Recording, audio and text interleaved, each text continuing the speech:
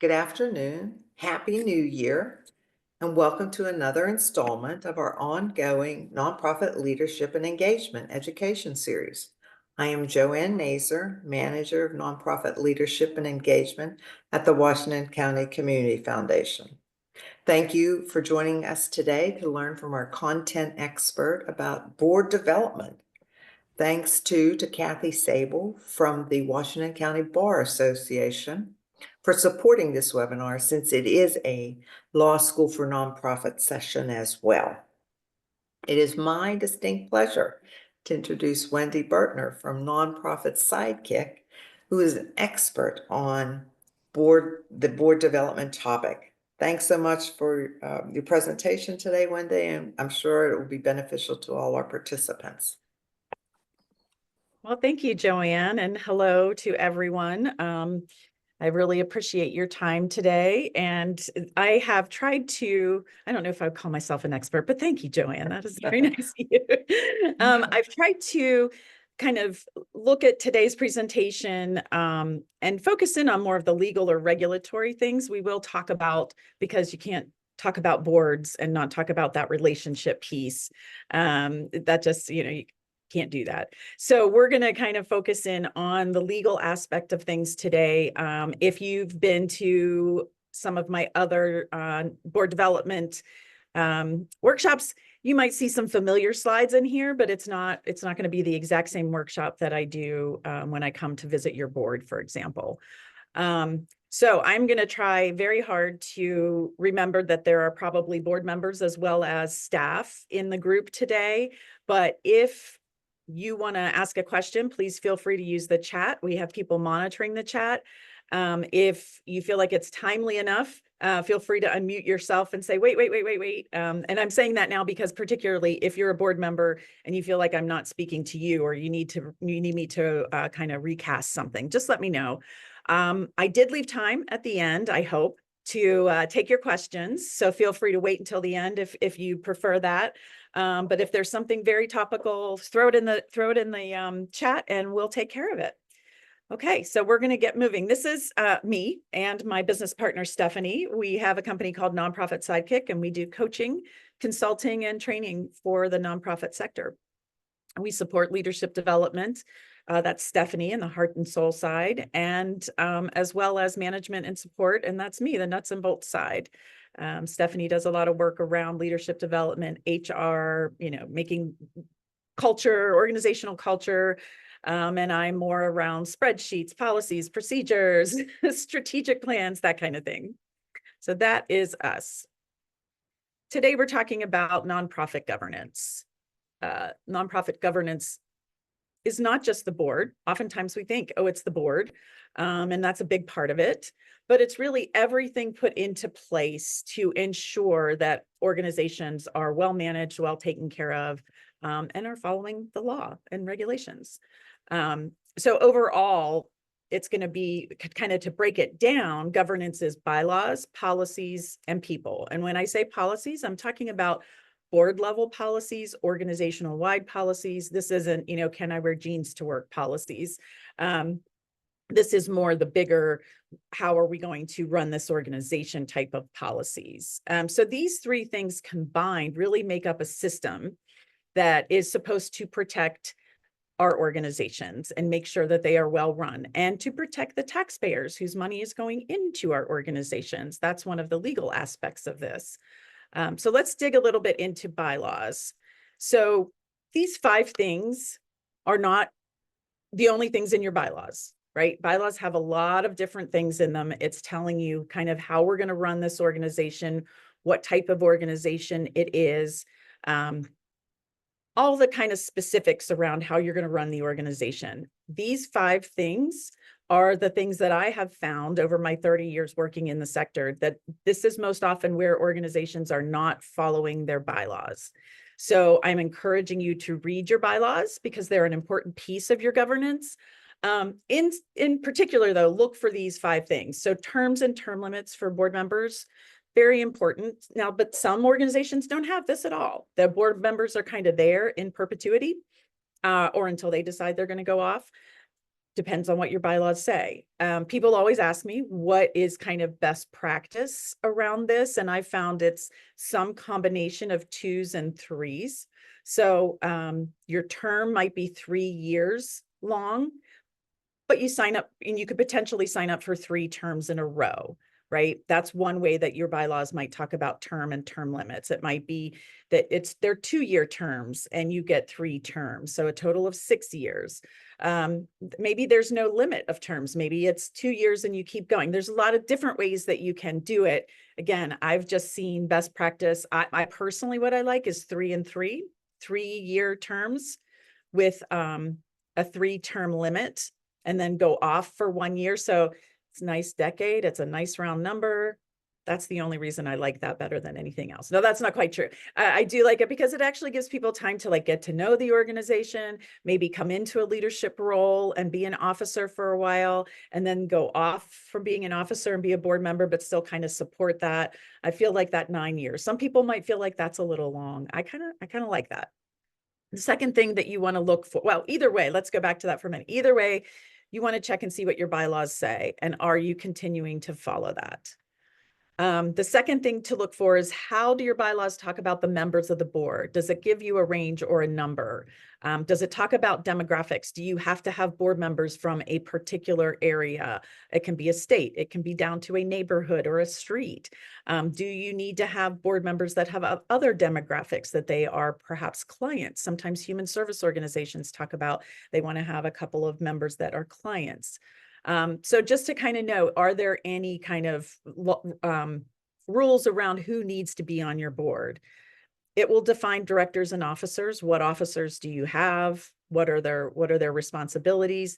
And then it'll talk about a quorum. So how many people need to be in the room for you to make a vote, to have a vote, to make a decision that is kind of final. So if you have a board of 13 people, if your quorum is, say, half, so you're going to say you need 6 to 7 people on that board to be in the room, 7 people, I'm sorry, to be in the room to take a vote. Otherwise, you have to wait and vote the next time when enough people are in the room.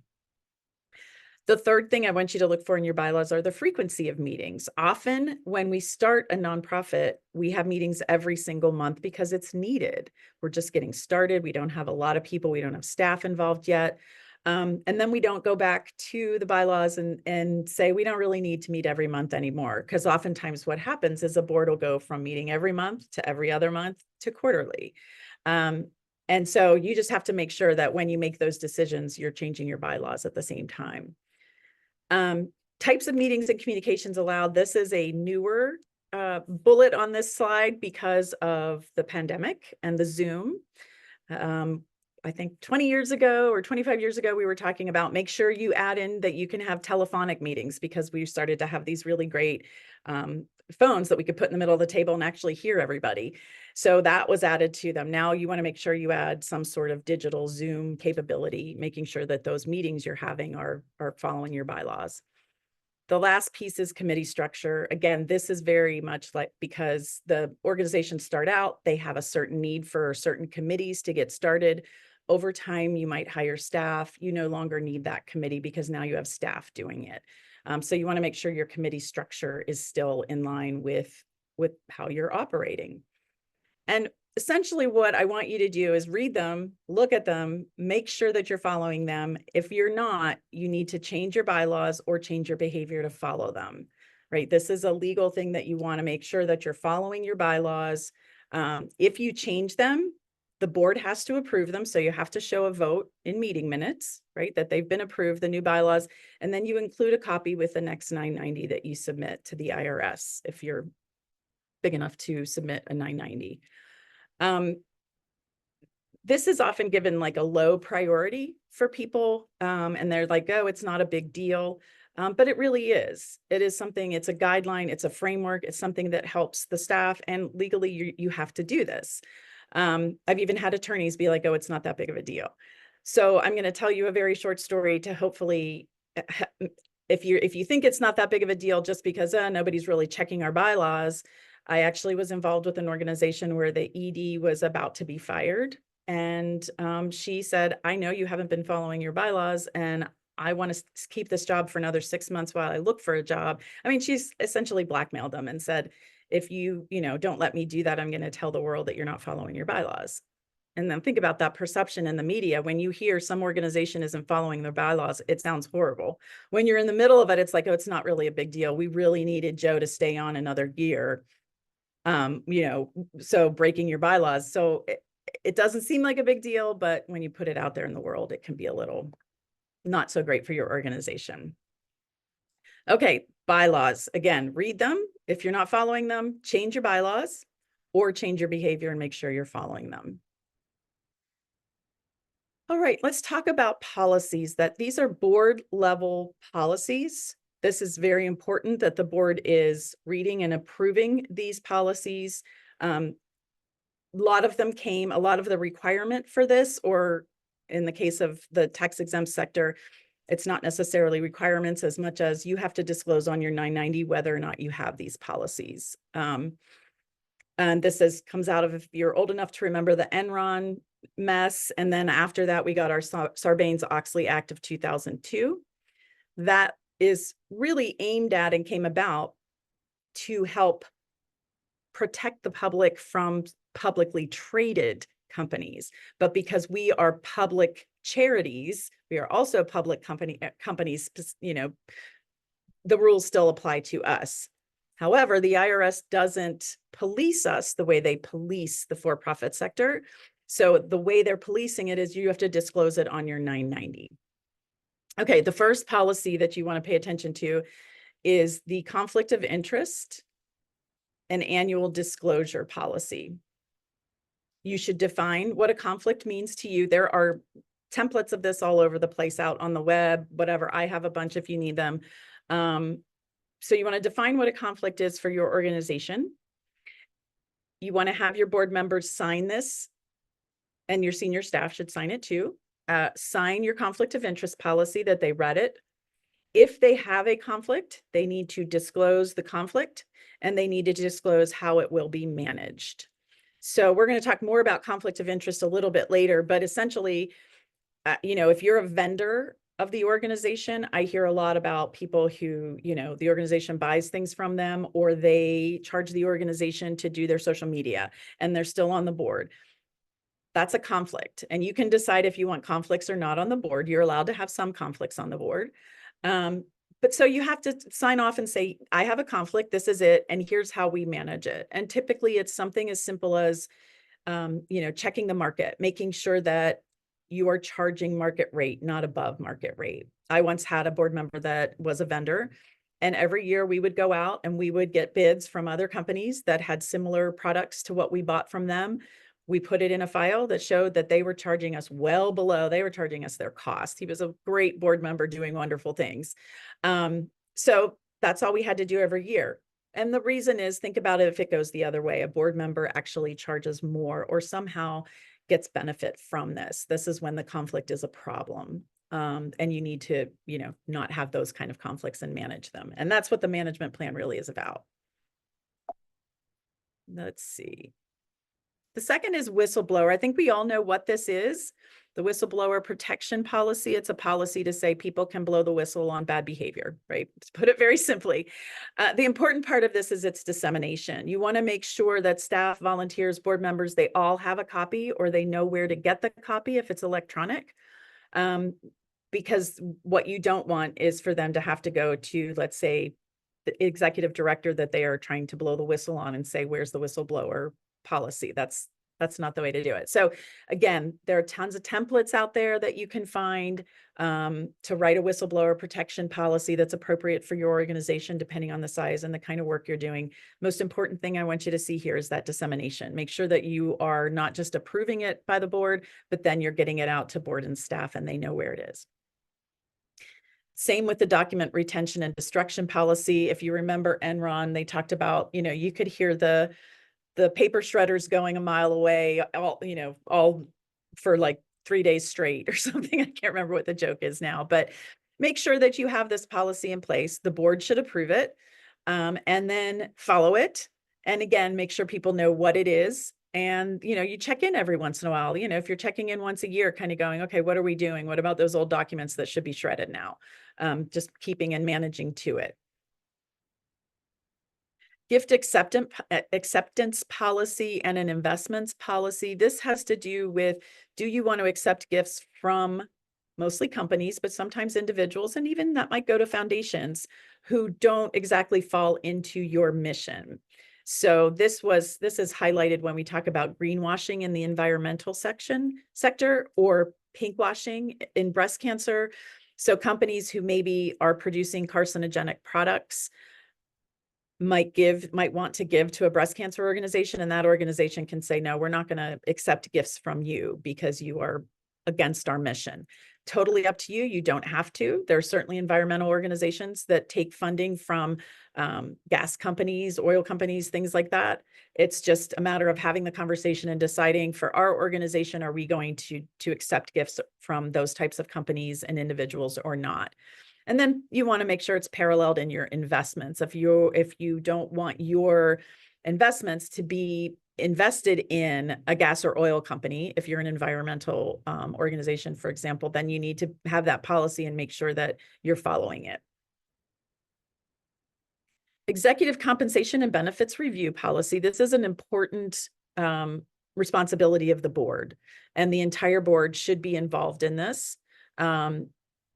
Essentially, you're looking for excessive compensation. We hear about this a lot. If you hear in the media about a nonprofit organization in a bad way, if you hear there's some negative press on it, it's typically around this, that the organization is raising all this money and the executives are making whatever that media decides was too much. And so I just always caution people that be careful when you read those news articles. But internally, from a board's point of view, you want to make sure that you're not excessively compensating, but also on the other side, you want to make sure you're appropriately compensating. You don't want to be too low either. So this is for the government. For legal perspectives, they're looking at, you're not excessively compensating your executives, and you want to make sure that you have a process in place where you're checking that. Again, all of these templates are available out there if you're not currently doing it. Similar to the executive compensation is the Form 990 review and approval policy. It's something that the board, absolutely every board member should be reading the 990. If you don't know how to read a 990, then we want to make sure we get you trained on that. Your name is going on it. You're taking responsibilities. We'll talk more about that in a little bit.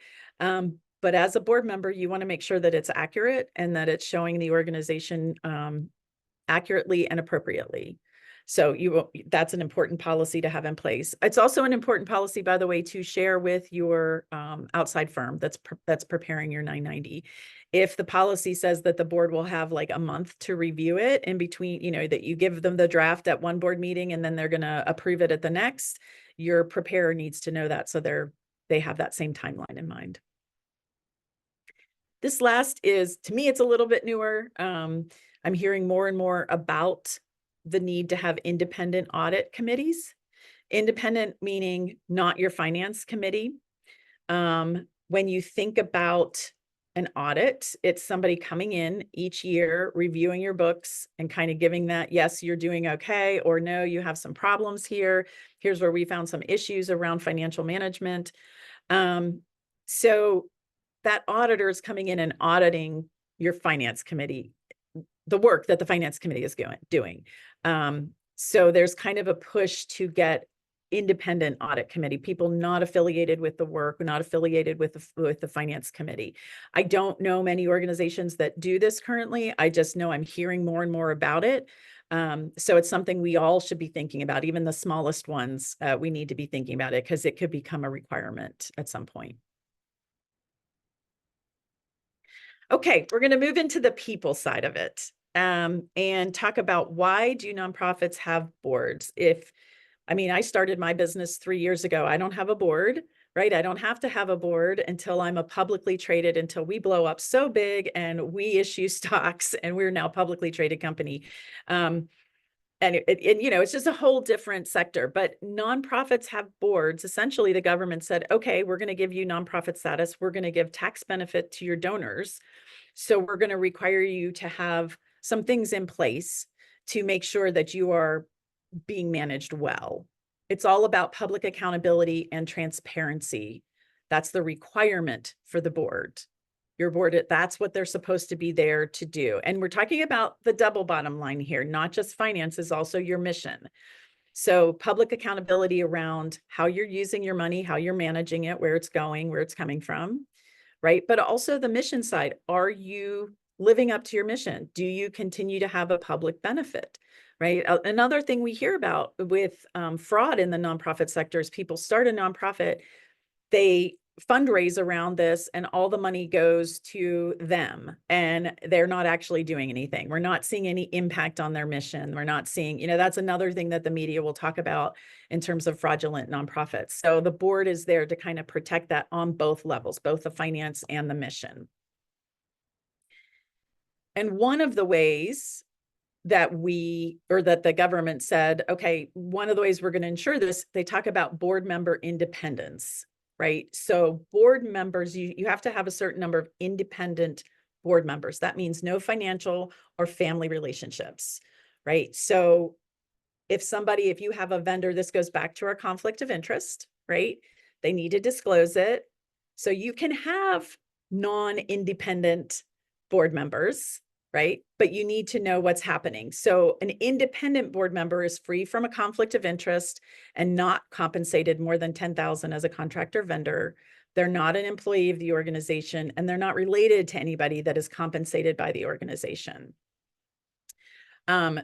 So you think about smaller nonprofits get started. The first thing they do is they put their friends and family on the board.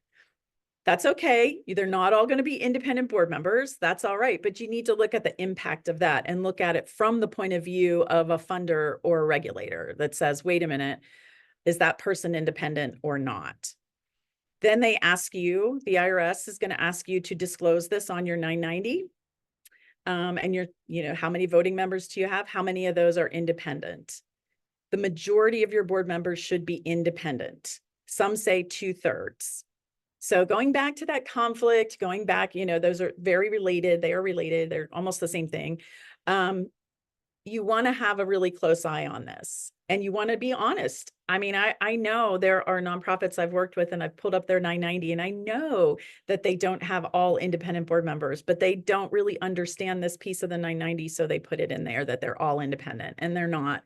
And again, you just don't want to get caught in that, that you're not disclosing information appropriately. It's also good management, right? Oops, didn't mean to do that. Let me go backwards. It's also good management. Independent board members, in theory, are going to be able to make those decisions with a little more clarity, without thinking, oh, wow, if I vote this way, this is going to be better for me and my, bank account. But really, what's the best thing for the organization? So in theory, the government said the independent people are the ones that are supposed to keep the non-independent board members kind of honest, right? So that's it is important that you have a majority of independent board members. Very quickly, I want to talk about the difference between governing and advisory board. And I know this is kind of basic, and most of you probably already understand this. But you want to be really clear. What we're talking about today is your governing board. Some people think when they join a board, it's just advisory, that they're just coming in, they're going to come to the meetings and give you advice, and that's it. They don't understand their roles, responsibilities, and duties, legal duties. So you want to make sure that they understand that. On the other hand, sometimes you have an advisory board and they think that they're the governing board and they want to see the finances and the 990 and all of that. So just being really clear in your mind, who are you talking to? What are you doing? Whether you're a board member or a staff member, this clarity is really important. The governing board needs to know everything that I'm presenting today and then some, and an advisory board doesn't. The advisory board just literally does show up and advise you. It can be on your program, it can be on marketing, you can have advisory committees on just about anything you want, right? But having that clarity and having that mindset shift is really important. Your governing board is a fiduciary, and the definition of that is a person or organization that acts on behalf of another person or persons with a legal and ethical obligation to put that person's interests ahead of their own. So in this case, we're talking about the organization, right? Legally and ethically, board members are obligated to pay attention to the organization and put their interest ahead of their own. So how does this work out? This works out to 3 fiduciary duties for individual board members. The first is the duty of care.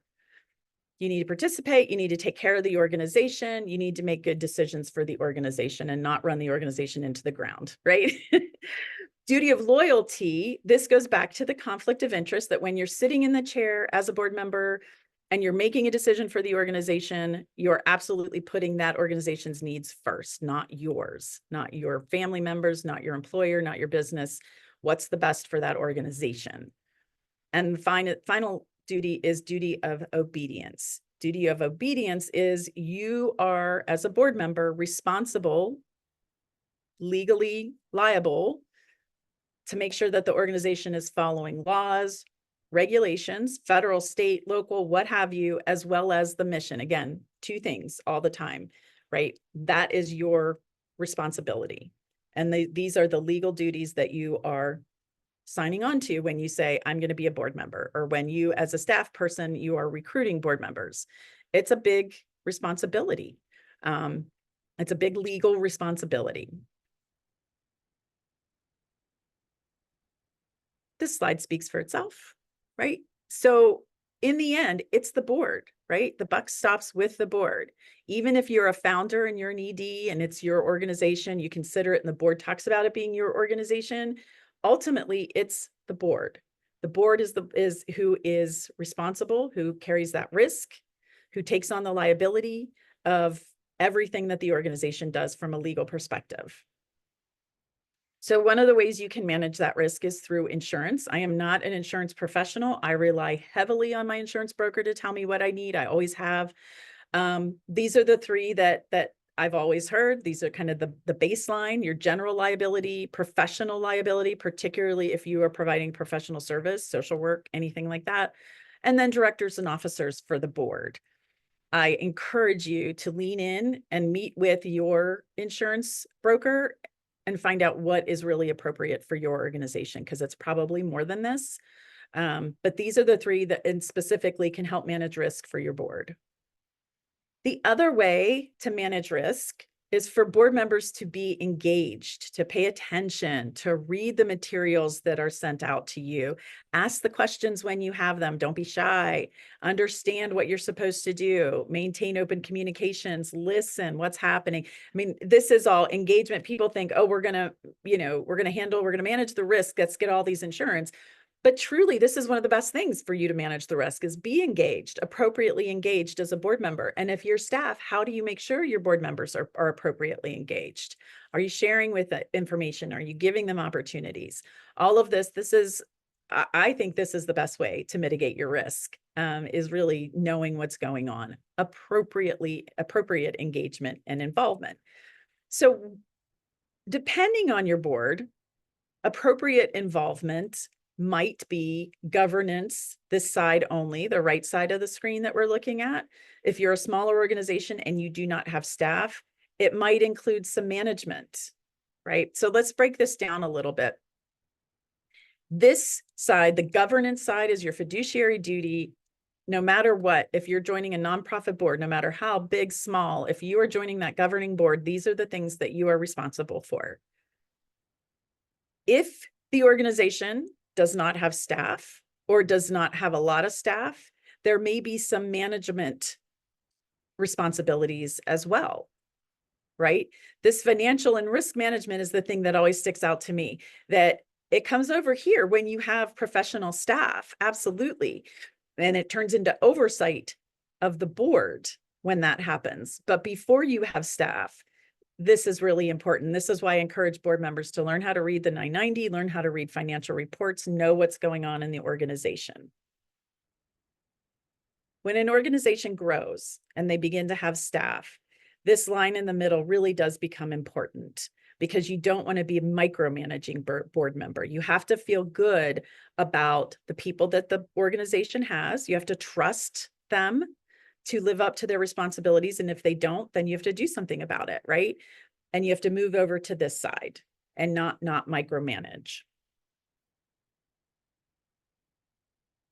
So coming from that, it used to be when I started in the nonprofit sector, we talked about two types of boards. We had the governing board and we had the managing board. And the governing board, let me go back. The governing board did this on the right-hand side, and the managing board did it all, because generally speaking, there wasn't staff, or maybe there was, an administrative person or a consultant, something like that.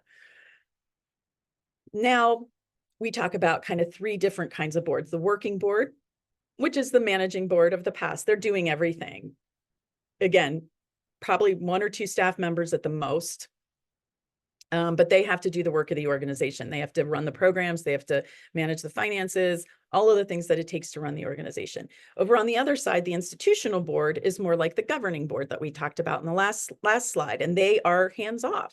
They know what's happening, but they're not day-to-day managing the board.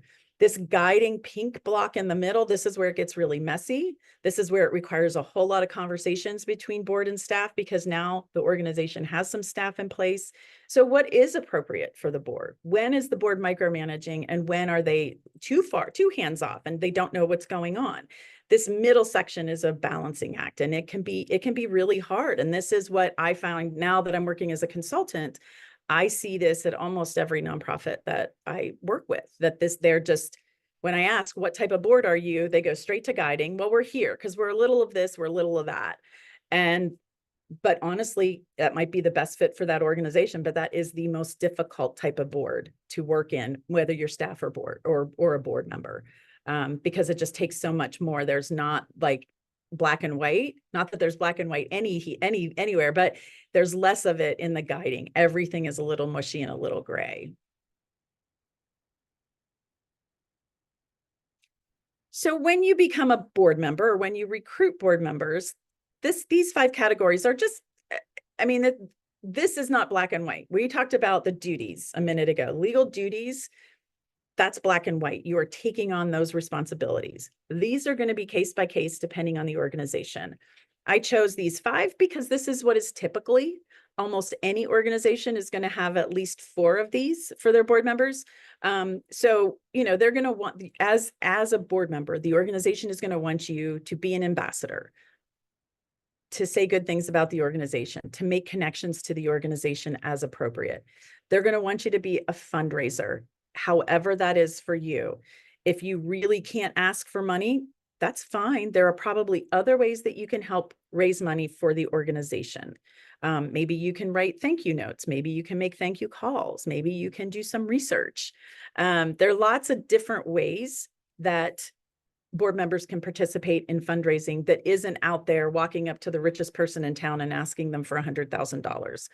That there are just a lot of different ways to do fundraising, and you can help participate as a board member, or if you're on staff, you can encourage your board members to do things so that they are part of that process. As a team member, it's important to understand that running a nonprofit is a team sport. Even though, there's a hierarchy, the board is up here. In order for this to work, we have to talk to each other. We have to respect each other's roles. We have to learn how to work together. That's what being a team member is all about.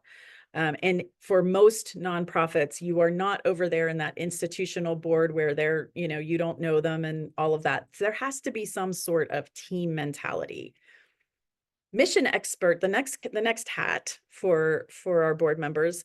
Many organizations, I'm going to use an example from when I ran the Breast Cancer Foundation in Virginia. There are a lot of different types of breast cancer foundations or organizations out there, and they do a lot of different things: research, support, providing wigs. There's organizations that's what they do. My organization happened to be about advocacy and lobbying and getting funding towards breast cancer research. And so when we were recruiting board members, we had to make sure they understood this is what we do. We don't do support groups. We don't raise money for research. We influence. So, we're doing advocacy, education, and straight up lobbying. So they needed to understand our mission. And then they needed to understand breast cancer. They needed to understand the science. They needed to understand there are some myths out there that just aren't true, that everybody believes, so we made sure that they became mission experts. That's really important. Along the same lines as the next hat, it's the financial leader. Both mission expert and financial leader, it's really important that the people that have been around for a while, whether it's staff or board, kind of take that new board member's hand and say, here, I want you to learn everything that you need to know to wear this hat on this board. And again, it's going to vary by board. It's going to vary by individual, which hats you're wearing when.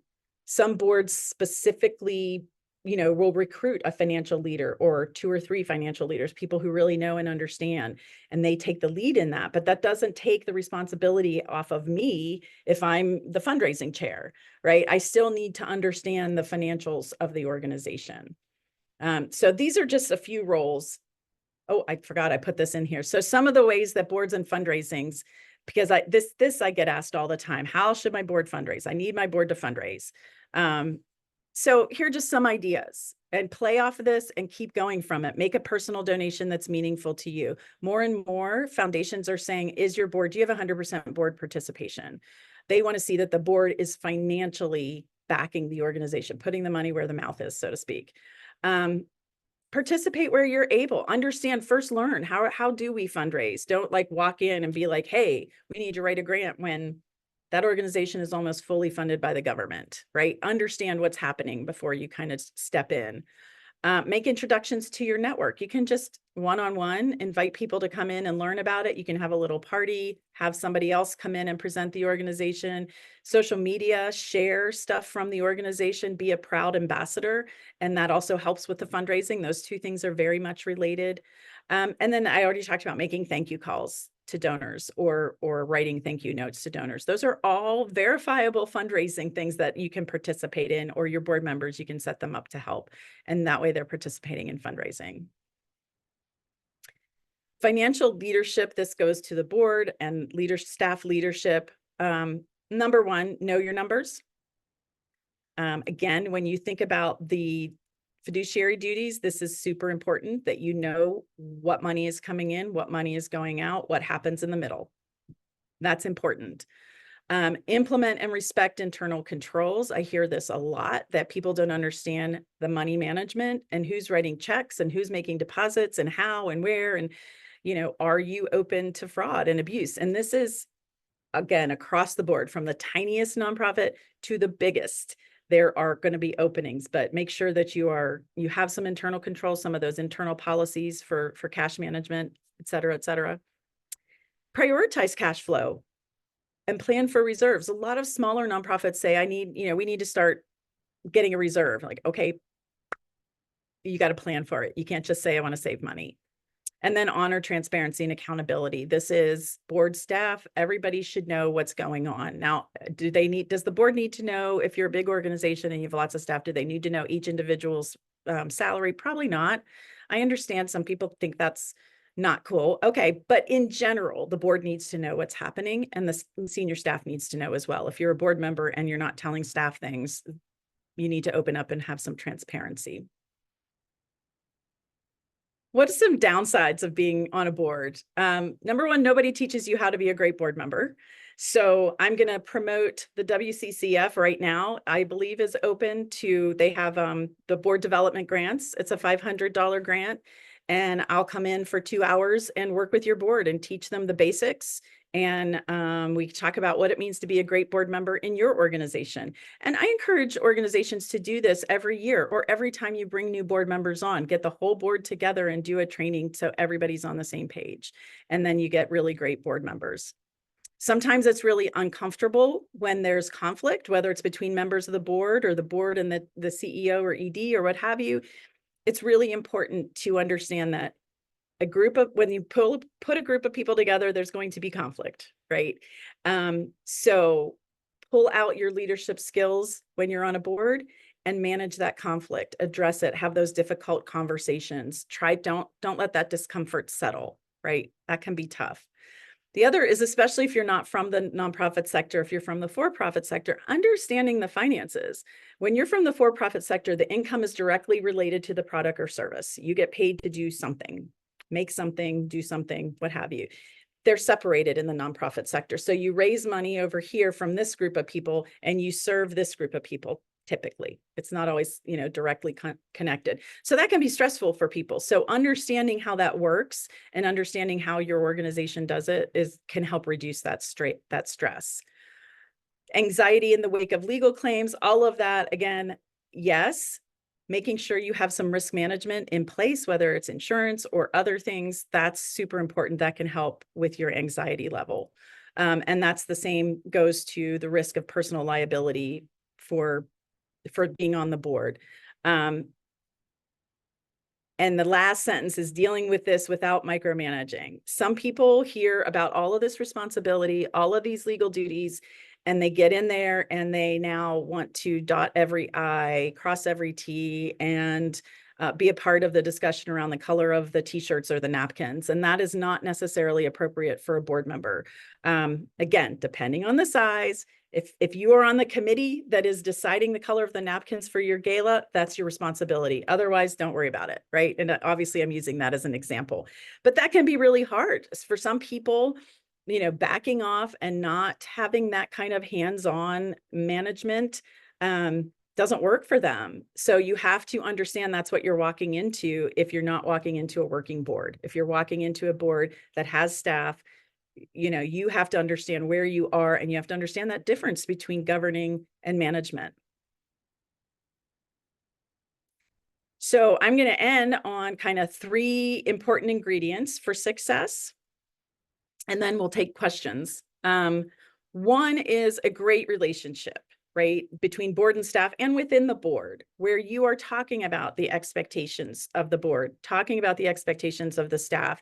Here's what we're all going to do together to make this a great organization and a successful and a sustainable organization.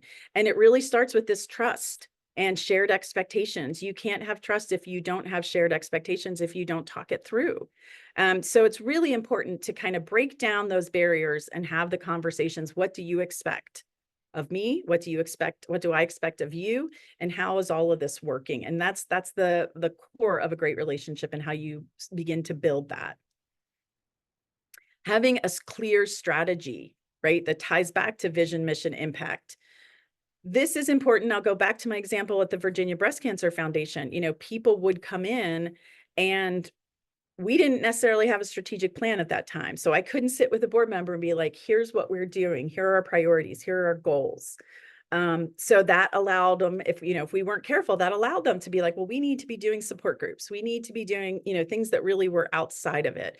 So when you have this strategy, you have that kind of foundation, a little bit of a framework, right? That's going to help everybody, I like to say, row in the same direction, headed at the same goals, at the same pace. And that's who wins the race, right? That's who wins the race, is you're all together as a team, but you know where you're going, and the strategy is kind of where you're going. And then 3 is strong leadership skills and regular investment in team development. This is, again, those difficult conversations are going to happen.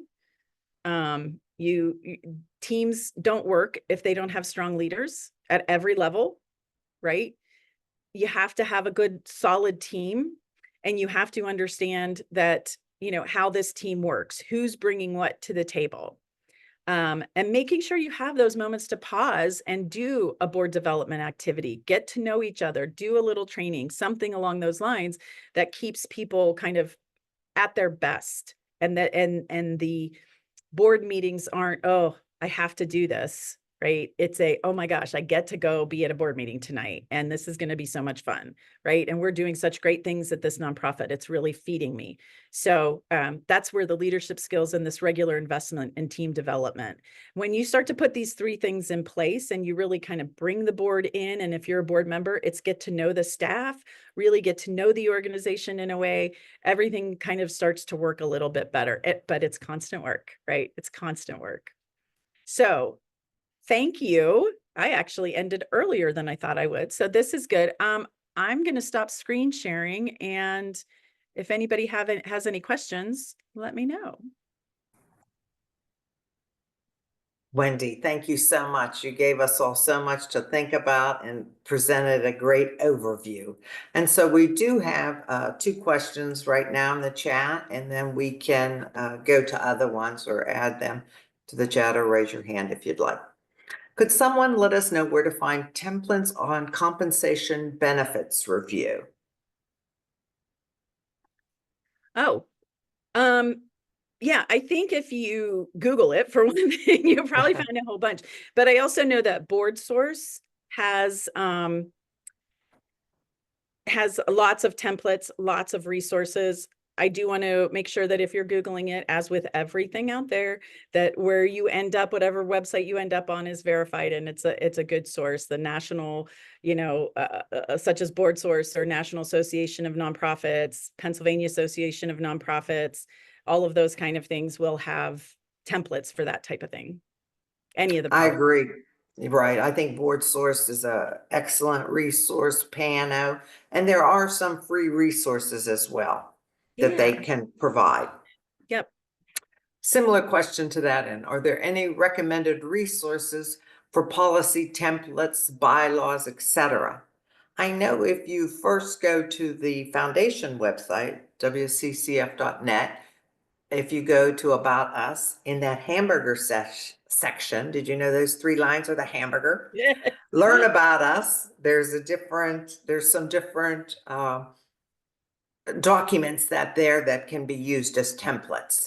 And Wendy, do you have another suggestion? Yeah, I would again go back to BoardSource. They used to, I haven't been there for a while, but they used to actually sell a book. It's probably not a book anymore. But that came with a CD that you got all of the Word documents and all of that. It's not super expensive, but it's a great resource. Ask your friends. I mean, we all have to have these, share among each other. If you know other EDs or other board members for other organizations, they might have one that will work perfectly, or just tweak it a little bit for your organization. Good answer. Can you change bylaws at any time throughout the year? So typically an organization, and if there are any attorneys here who want to correct me, typically an organization will kind of review once a year, make changes, approve it, and then it goes with your next 990. I guess you could do that more than once a year, but you're going to report it to the IRS once a year with your 990, and the state gets that too. Would you recommend a specific size for a board? I think you touched on it briefly, and a colleague of mine always says use an odd number in case Yeah. of. Yeah. So in the state of Pennsylvania, you have to have 3. You have to have a president, a treasurer, and a secretary. So starting there, that's where you start. And then you want to look at your needs. Like, what else do you need? Do you need to have, a whole bunch of people or not? And typically you don't. Typically, to me, like a 5 to 7, especially if you're small, is really good. As you grow, you might want to grow your board a little bit. People do say stick with an odd number, because if you have to bring something to a vote and it's contentious at all, you want to make sure that there's an odd number, so there's a clear winner. It's not six to six, and then you have to keep going and working at it that way. I have found that for most boards, they work really hard to come to a consensus before the vote. So like it's pretty rare that more than one person votes no on any board that I've been a part of or that I've worked with. But that odd number is still a nice thing to have. True, I agree. And Susan, if you wanted to add to this question, it says review item on restricted funds, reconsideration. I don't know if you want to expand. One of the slides had something about reconsidering the use of or having restricted funds. Right, right. So from a board perspective, the board should know what funds are restricted in the organization. Some organization, so let me back up. If in case people don't know, restricted funds are when the funder says you can spend this money on this thing. So WCCF has a $500 board development grant that you can apply for, and you have to spend that money on board development. You have to show them that you've done that. So that's a restricted funding. Other funding that you get is used for your organization. It's general operating. You can use for whatever. So, okay, that's the definition, just to get that aside. What I always encourage board members to do is know and understand how much of your money is restricted. Does it have to be restricted? In some cases, yes, your money is going to be restricted. In other cases, no. Should you try to raise different money that's not restricted so you have more flexibility? Sometimes restricted money won't let you pay salaries. Sometimes restricted money says you can't pay for like overhead, rent, anything like that. So you need to raise non-restricted money for that. But really for board member, it's understanding what is restricted, what isn't. Does it have to be? Are there other financial models that we can use and go after money that is not restricted? Let me ask a follow-up question. Sure.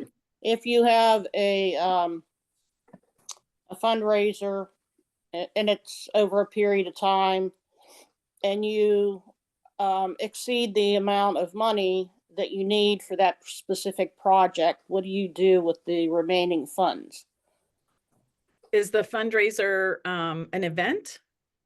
No, it was for signs, for example,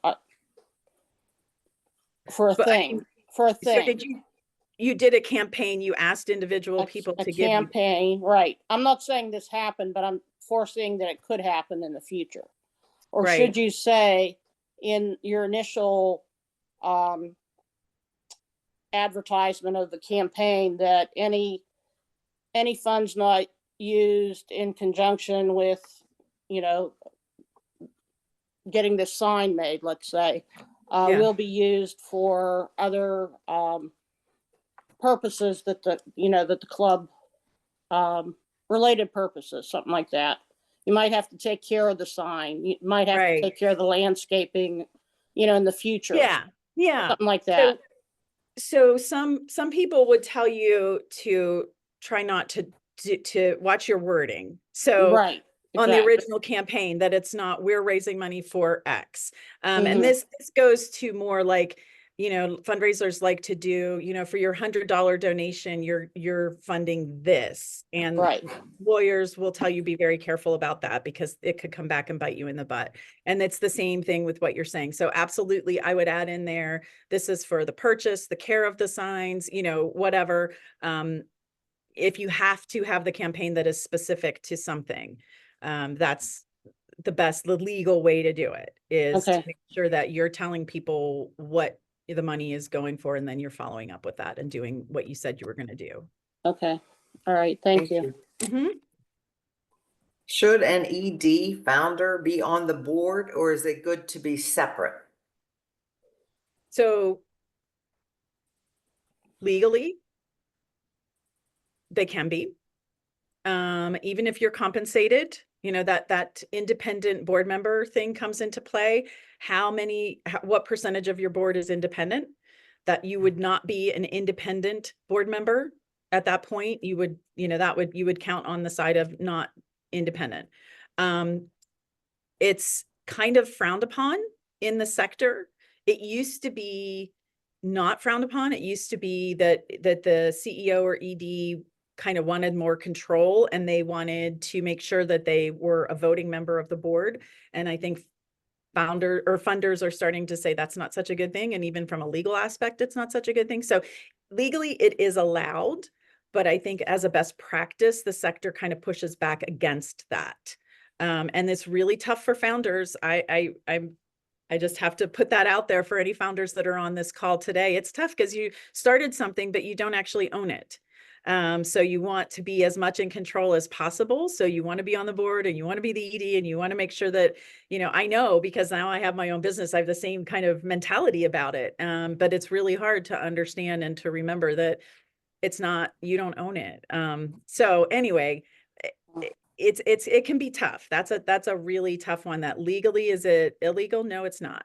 In terms of a best practice, I'm starting to see more and more people say that it's not a best practice for an ED to be on the board or founder once they become the ED.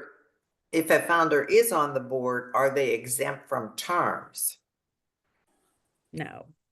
No. Mhm. I mean, Right. depends what your bylaws say, right? And I want to go back to the other question, because I feel like I said something not quite right. I'm talking about a paid staff ED that is also the founder. If you are a founder and you are on the board and you are playing the role of the ED and you're not paid, that's a different scenario altogether. Once you throw money in the middle of anything, it messes it up, right? It becomes really messy. So that's part of that. So the second question was say that again. What did you just ask me, If a Joanne? founder's on the board, are they exempt from terms? No, no. So you want to make sure that your bylaws are written in a way that accommodates whatever you need to accommodate. But yes, they would be. Okay. They would, I mean, no, Yeah. they would not be exempt. Sorry. Right. You're right. Yeah. And there's a question about need help with developing a business plan. Mhm, Of course, we can promote our colleagues at Ignite, mhm. W&J, and Nonprofit Sidekick could help as well, right? Yeah, yeah. And I just want the business plan is what connects the finances to the strategy. And when you go to Ignite, they do a wonderful job, but they are really geared toward for-profit businesses. I know a lot of that's true. nonprofits Good that went through point. there, Sorry. and no, it's fantastic. I definitely encourage people to go through that, but understand, and they know this too. And I know Christy and Max, and they kind of help people through it. And they understand that there's some things that are just a little different with when you're starting a nonprofit, and understanding some of those things. But the business plan piece, that for a nonprofit, it's oftentimes nonprofit will have a strategic plan that's really focused on the mission and the priorities around that. And then they'll have like a fundraising plan, and the business plan kind of connects them. Right. Good point. I don't know if there are any other questions, as this has been recorded, and the slides and the webinar will be available online shortly. Probably within a couple days. Don't want to say today, but shortly. And just to reiterate what Wendy said, that the board development grant opportunity is open. And so you just go to our website, wccf.net, and apply, go to the hamburger, apply for a grant, and it will be there. And as you're talking about strategic planning, and in next month, February 1st, the capacity building grant cycle will open for the foundation, and a new priority area, in addition to data management, communication, and financial process improvement, is strategic planning, is something that the foundation certainly believes in, and thinks that it's important for a nonprofit to have a strategic plan to how is it going to impact their mission and tying with their funding sources. So, any final words, Wendy? Or I'm good. I just want to thank you and thank everybody for coming today. I hope I jammed a lot of stuff in a short period of time. I hope there were a couple different nuggets that people can take away. And if you have questions that you want to reach out to me later, please feel free. It's wendy@nonprofitsidekick.com. Happy to have conversations and help you all through whatever you need. actually, we found another question, and Oh. what is what is a better approach, an external audit by a CPA versus an internal nonprofit audit committee? So I think, and Wendy, I'm sure you're going to address this, that the Pennsylvania Bureau of Charitable Organizations has a tiered, which all nonprofits should be registered with, talking about the different levels of when you can have an internal audit, which is under 100,000. Then you go to the review stage by an external accounting firm. And then after 750,000, then you go to the audit by a accounting firm. And what I was talking about on that policy slide was when you go to the external firm, the people that are kind of managing and running and working with that external auditor should be an independent committee of your board. It should not be your finance committee. Most organizations, it's their finance committee, and if they have finance staff, financial management staff, then they're part of it. But we're starting to see a push to have a whole different group of people working with the auditors to make sure that there's, everything's copacetic and on the up and up. So protecting your finances. And as we like to say, that the organizations want should want and need to be transparent. Oh, And absolutely. that's why, when you're talking about finances and donors, grants, things like that, that you want to be transparent with your finances and making sure that you're following the right procedures for what type of level of funding you're at. Yeah, and the government, both state and federal, require it because in their eyes, we are receiving, we're receiving tax-free money, taxpayers' money, and that's to protect them and make sure we're doing the right thing. So we've gotten some responses that thanks, Wendy, for great information, very clear Aw. presentation, and we just Great. appreciate your time. Yeah. And this is such a developmental issue. The next session in our nonprofit leadership and engagement series will be Tuesday, February 25th, entitled Crafting a Winning Grant Proposal 3 with Woo. UPMC Health Plan, Staunton Farm Foundation, and Eden Hall Foundation represented. And all those organizations do fund nonprofits in Washington County. Thanks to all who participated in the session today, and thanks again to Wendy for an outstanding presentation. And we look forward to reading some grant applications from the participants. And so I hope you have a great day.